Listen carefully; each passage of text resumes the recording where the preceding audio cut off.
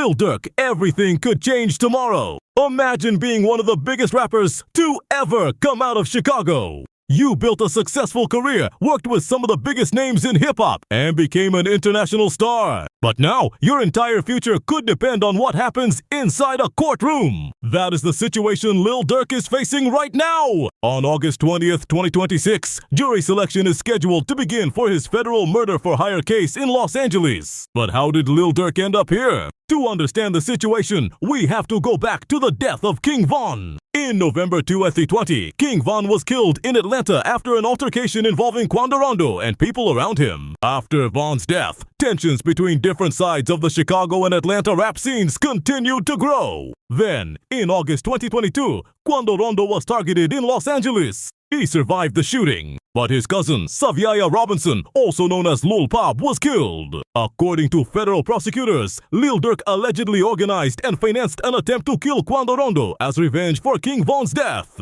But there is something extremely important to understand. These are allegations from prosecutors. Lil Durk has pleaded not guilty. He has not been convicted. And now, after months of delays, the case is finally heading toward trial. One of the most controversial parts of the case involves Lil Durk's own music. Prosecutors have been allowed to use his song Pissed Me Off and parts of its music video as evidence. The defense strongly opposed this move, and that decision could become one of the most talked about parts of the trial because it raises a much bigger question. Can a rapper's lyrics be used against him in court? Is it art? Is it storytelling? Or can lyrics sometimes be interpreted as evidence of someone's intentions? The court will now have to decide what the evidence actually proves. And there's more. Prosecutors also wanted to introduce an old interview involving DJ Academics 6699 and Wack 100. In that interview, 6699 criticized Lil Durk and questioned whether he would ever retaliate for King Von's death. The judge has allowed that material to be presented as evidence. But Lil Durk's legal team has also scored an important victory. New racketeering-related allegations connected to Chicago will not be included in this Los Angeles trial. Those accusations may be handled separately. So, while prosecutors are preparing their case, Durk's lawyers are fighting to prevent certain allegations and evidence from influencing the jury. And now everything comes down to the trial. Lil Durk has been in federal custody since his arrest in October 2024. For nearly 2 years, his career has been overshadowed by this case. And now, after all the delays, the moment has finally arrived. The jury will hear the government's version of events. They will hear the defense's response. They will see evidence.